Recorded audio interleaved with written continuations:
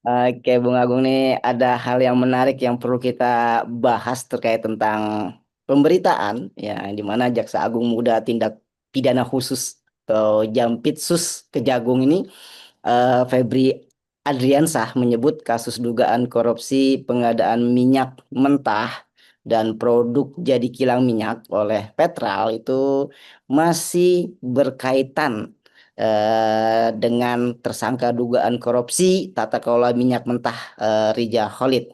Dan juga ada juga di pemberitaan ini juga membawa nama Direktur Utama PT Pertamina Patraniaga. Nah, ini tahun 2021 sampai dengan 2023 yaitu Alfian Nasution. Nah, ini merugikan negara hingga 285 triliun.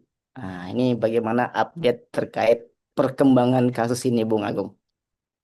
Ya, menarik memang kasus ini adalah gebrakan, boleh saya katakan pemerintahan Prabowo di awal waktu ya.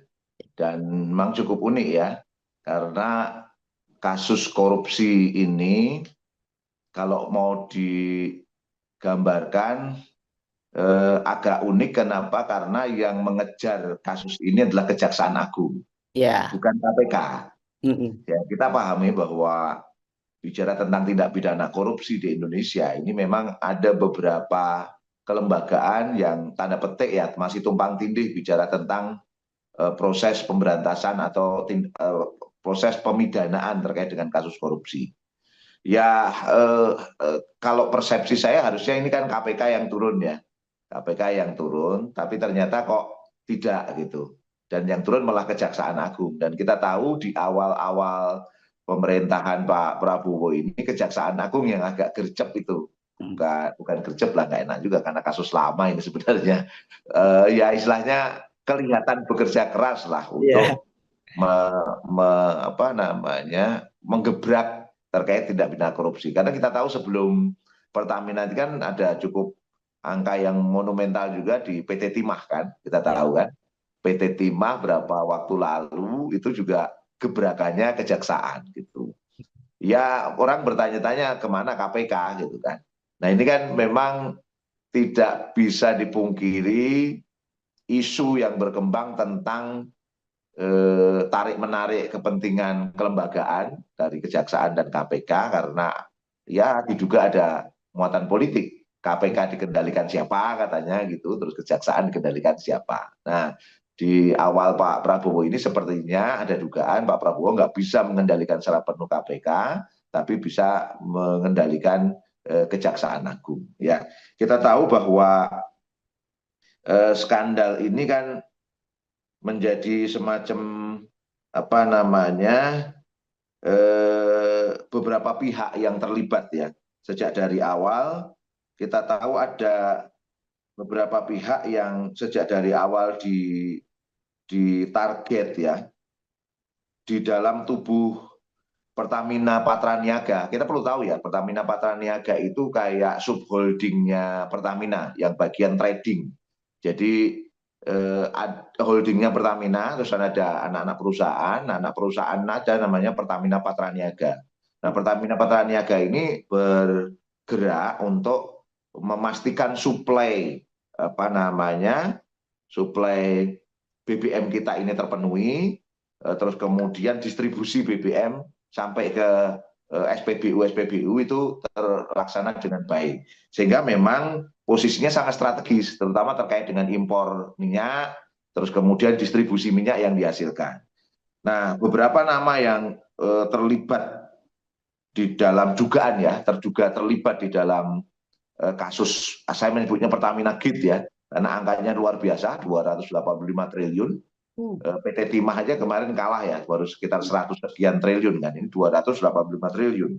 Ada nama tadi Alfian Nasution sebagai Direktur Utama PT Pertamina Pertamina Patraniaga ya tahun 2021 sampai 2023. Artinya di masa-masa dia ini eh, proses tindak pidana korupsi yang dituduhkan oleh kejaksaan itu terjadi. Terus kemudian ada nama Direktur Pemasaran Pusat Niaga. Patraniaga, yaitu Hasto Wibowo. Kemudian ada juga senior vice president integrated supply chain. Integrated supply chain seperti yang saya katakan tadi, bagian rantai pasok itu menjadi pekerjaan penting terkait dengan Pertamina Patraniaga. Ada Toto Nugroho tadi ya, senior vice president tahun 2017-2018. Kemudian direktur pemasaran dan niaga Pertamina periode 2012-2012 Hanung Budyo Yuktianta ya, dan juga ada nama produk trading vice president crude product trading and commercial, yaitu Dwi Sudarsono. Dan membaca ini semua memang nggak bisa dilepaskan juga dari bisnis PT Pertamina International Shipping. Ya, ini sangat terkait dengan proses pengapalan minyak itu sendiri, yaitu Arif Sukmana. Kemudian ada manajer bisnis development PT Mahameru Kencana, yaitu Abadi Indra Nugraha, serta manajer bisnis development Trafigura, yaitu Martin Hendranata.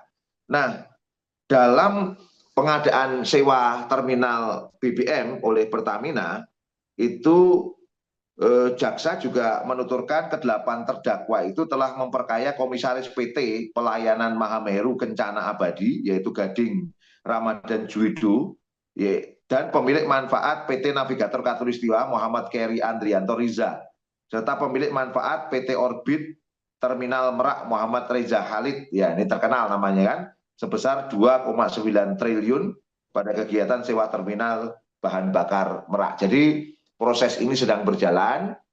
Yang sudah disidangkan adalah Direktur Utama Pertamina Patraniaga, yaitu Alfian Nasution. Kita lihat perkembangan, apakah betul-betul kejaksaan akan menuntaskan kasus ini dengan seserius mungkin, atau ini hanya omon-omon. Seperti kita tahu ada kasus dulu sebelumnya, walaupun nggak langsung terkait kejaksaan ya, orang ramai tentang PIK 2. PIK 2 ada beberapa yang didorong untuk masuk penjara seperti Kades Koho dan sebagainya, tapi ternyata malah bisa dikeluarkan, terus kemudian tidak menyentuh siapapun. Sampai sekarang PIK 2 pagar lautnya masih berdiri, bahkan bukan lagi bambu tapi dalam bentuk beton. Nah itu kan rame tapi nggak ada sesuatu. PT Timah misalnya, ada rame suaminya artis itu kemudian dibawa, pikir kita akan dapat hukuman yang keras seperti yang dikatakan Pak Prabowo dalam pidatonya tentang korupsi, hukum keras saja misalnya gitu ya, tapi kenyataannya dimudahkan juga hukumannya, diringankan juga hukumannya. Artinya ya nggak serius untuk menuntaskan terkait PT Timah. Dan dugaan hanya pergantian pemain saja yang dilakukan di produksi timah di Indonesia. Nah sekarang rame Pertamina. Pertamina ini memang penting untuk kita baca, dan apakah pertanyaannya memang kejaksaan akan menuntaskan kasus ini sebenarnya sampai ke dalangnya, sampai ke Reza Khalidnya misalnya, atau kembali hanya berhenti pada beberapa orang yang dikorbankan dan ganti pemain baru. Begitu Bung, sebagai update perkembangan. Ya, kita berharap tentunya mudah-mudahan ini menjadi apa namanya kasus yang dituntaskan secara tuntas ya, Bung Agung ya. Ya, ya apa sekarang sudah mulai tidak asing lagi dengan kalimat korupsi, dengan kata omon-omon ya, karena itu sering sekali kita dengar dengan kata-kata tersebut.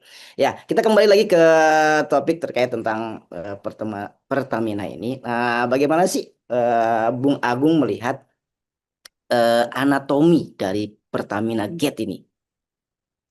Jadi Pertamina Gate yang melibatkan subholding Pertamina, yaitu Pertamina Patraniaga, itu kita bisa pilah menjadi beberapa bagian ya. Pertama itu memang terkait impor produk kilang. Jadi kita tahu bahwa Indonesia itu memang ada kebutuhan akan minyak Hmm. mentah itu kurang lebih 1,8 juta barel per hari. 1,8 juta barel per hari. Sementara ini kurang lebih ya, nanti perlu diupdate datanya tentu. Ada dulu pernah 1,6, pernah naik ke pernah turun di 1,5, terus seingat saya di akhir ini ada 1,8 juta barel per hari kebutuhan minyak mentah di Indonesia. Nah, produksi di dalam negeri itu hanya menghasilkan sekitar ya 800 sampai 1 juta barel per hari. Jadi kalau kita pakai angka yang tinggi aja lah 1 juta barel per hari misalnya ya, ya belum mencukupi, belum mencukupi. Sehingga disitulah dimainkan impor, impor berapa karena kebutuhan